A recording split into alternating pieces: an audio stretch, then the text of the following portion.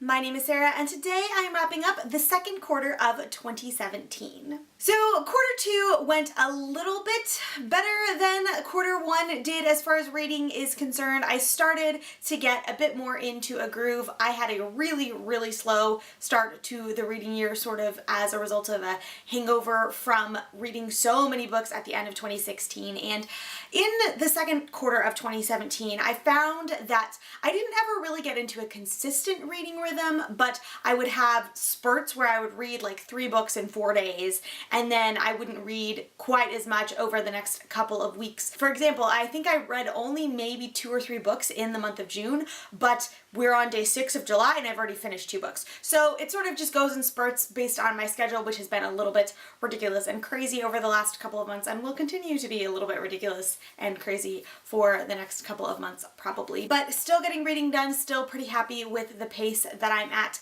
I set my initial Goodreads reading goal at 25 books, but sort of in my head I really would like to hit 52, which averages out to 1 a week. I'm a little bit behind that right now, but I have a bit of travel coming up, and because of the shift in my schedule with being done with my job and transitioning down to Florida and the like, I'm probably going to have a bit more spare time to be reading a bit more regularly again, so I should be caught up and on track to hit 52 books relatively soon. All that said, let us jump into the statistics for the second quarter of the reading year. From April to June of 2017, I read a grand total of 11 books for a combined 3,417 pages, with an average of 311 pages per book. 10 of those books were new reads, and 1 of them was a reread. 4 of those books were part of a series, and 7 of them were standalones. For the genre breakdown, 1 of those books was fantasy, 2 were nonfiction, 1 was literary fiction, 3 were a memoir, 3 were contemporary, and 1 was a mystery or thriller. 8 of those books were for an adult audience, 2 were for a young adult audience, and 1 was for a children's audience. 10 of the books were written by women, and 1 of them was written by a man. As far as setting is concerned, there was unfortunately very little diversity in the settings. 5 of the books were either nonfiction or memoir, so they did not have a setting. 1 was set in a fantasy realm, 4 were set in the United States, and 1 was set in the United Kingdom. So again, very little diversity, but something that I'm hoping to shift with the books that I read in the third and fourth quarters of the year. As far as the publication year is concerned, 1 of the books was published in the 1950s, 1 was published in the 1970s, 1 was published in the 1980s, 1 was published in the 2000s, 5 were published between 2010 and 2016, and 2 were published in 2017. Of the 11 books, my average star rating was 4.09. I had a couple 3 and 3.5 star books, only 1 5-star read, and the vast majority of them were in the 4 to 4.5 star range. So now I am going to share all of those books and their star ratings with you, starting with the lowest and working our way up to the highest. Up first at 3 stars, my lowest rated book of the second quarter was Big Magic by Elizabeth Gilbert. This is a nonfiction book about creativity that had some generally good thoughts, but was a little bit repetitive and kind of weird for me, so when it comes to creativity, there are just many other books that I would recommend over this one. Up next at 3.5 stars, we have Eligible by Curtis Sittenfeld. This is a modern retelling of Pride and Prejudice, written as part of the Jane Austen project, and if you are looking for a rather unique and diverse retelling of Pride and Prejudice, I would definitely recommend checking this one out. Up next, we have the 4-star books, the first one being A Spool of Blue Thread by Anne Tyler. This is a literary fiction family saga that follows the Whitsanks through several different generations. It was very slow going, but is very beautifully written, and if you are a fan of both literary fiction and family sagas, I would highly recommend checking this one out. Up next, we have The Curated Closet by Anoushka Rees. This is a nonfiction book that basically walks you through curating your closet and really finding your own style. And if that's something you want to do more as like a do-it-yourself type thing rather than going through a course or working with someone who might create an actual curated wardrobe for you, definitely check this one out, but be prepared to do a lot of work because it really is sort of a combination of book and workbook. Up next, we have First and Then by Emma Mills. This is another modern Pride and Prejudice retelling, but it's a little bit of a combination of P&P along with elements from other stories like Mansfield Park, so it's a really cute, quick read, so if you're looking for something that's just fun and summery, this one may hit the spot. Up next we have In the Woods by Tana French. This is the first book in the Dublin Murder Squad, which is a set of mystery thrillers that all follow different members of the Dublin Murder Squad, which is a group of murder detectives located in Dublin, Ireland. And this particular one, I enjoyed a lot of elements of it, but there's sort of two different mysteries going on at one time, and you only get the answer to one of them, and oh man, it pissed me off that you never figure out the answer to the other one. But Tana French definitely kept me guessing until the very end, which I gotta give major props to any mystery writer who does that. And my final 4-star book of the second quarter was The Hate U Give by Angie Thomas. Chances are you've heard about this one, and I'm actually going to talk about it at the end and give a few more extensive thoughts and explain my rating, so we'll get to that in just a little bit. Up next we have the 4.5-star books, starting with The Irrational Season by Madeleine L'Engle. This is the third book in the Crosswicks Journal series, which is a set of 4 memoirs Madeleine L'Engle wrote, and it basically follows the church calendar from Advent to Advent, going through Lent and Easter and all the various seasons, and she writes through the seasons and about how the rhythms in the seasons in the church reflect the rhythms and seasons of life and the life of the believer and the life of a creative and all that jazz. It's beautifully written, just like pretty much everything else Madeleine L'Engle writes, so if you're a fan of her work, I would definitely recommend checking this one out. Up next we have Two-Part Invention, also by Madeleine L'Engle. This is the 4th and final book in the Crosswicks Journal series, which, like I said, is a collection of 4 memoirs, and in this one she basically chronicles the story of her relationship with her husband, and it was written the summer that her husband was dying from cancer. It is beautiful and heartbreaking, wonderful, and I think a very lovely reflection on marriage, both her particular relationship and marriage as a whole. And the third and last 4.5-star book of the second quarter was At Home with the World by Tish Oxenreider. This is a travel memoir that Tish wrote about the year that she and her family, her husband and their 3 kids, spent traveling the world. I'm going to share a few more thoughts about it in just a little bit because it was, spoiler alert, my favorite book of the second quarter. And the final book for the third quarter, the only 5-star book and also the only reread, was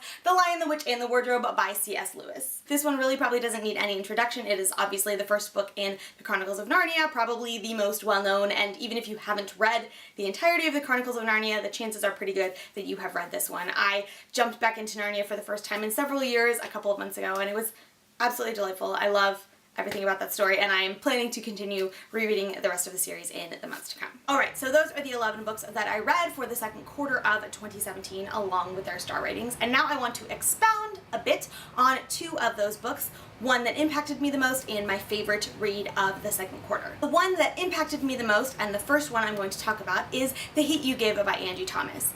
I mentioned just a minute ago that I gave it 4 out of 5 stars, and I wanted to explain a little bit more of my thoughts on it and my reasoning for that rating. This book has obviously been hyped quite a bit. It has been very well received, was on the New York Times bestseller list for several weeks. It may still be there, I'm not totally sure. And if you are not familiar with it, The Hate U Give was inspired by the Black Lives Matter movement and follows the story of a high school girl named Star who witnesses her cousin murdered by a white police officer during a routine traffic stop, and then follows Star's story as she is dealing with that loss and having witnessed this atrocious thing happen to her cousin and how the community as a whole reacts to the situation. It should go without saying that this is obviously going to touch a lot of people in a very tender place because it is so real in the sense that it is still happening far more frequently than it ever should here in the United States. And this book actually took me quite a while to settle on a star rating because I had a lot of different thoughts about it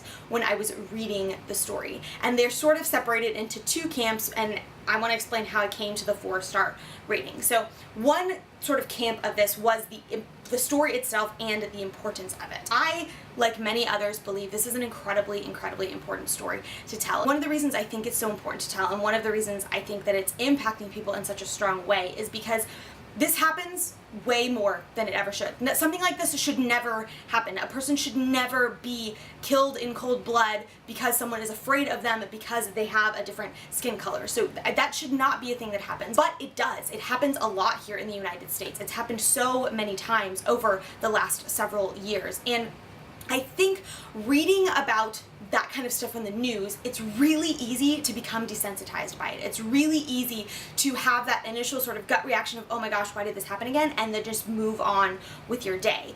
But when you read about it in a fictionalized format, just like a lot of other hard issues, when you read about it from the perspective of someone who is processing through it emotionally on their own, it just hits you in a completely different way. And fiction in general, when it comes to hard things, gives us an accessibility point. It gives us a way to come at the story from another perspective, and can often give you a new sense of care and empathy for the things that the characters are experiencing. And when you realize that this happens in real life, it just gives you a whole new level of compassion. And I think that's one of the big reasons that it's impacting people in such a strong way, because even though it is a fictionalized story, it takes the names that you hear on the news that are unfortunately so easy to become desensitized to, and it gives it to you in a format where you can't be desensitized to it. You can't ignore the pain that these characters are going through and processing and feeling. For that reason, I wanted to give it, 5 stars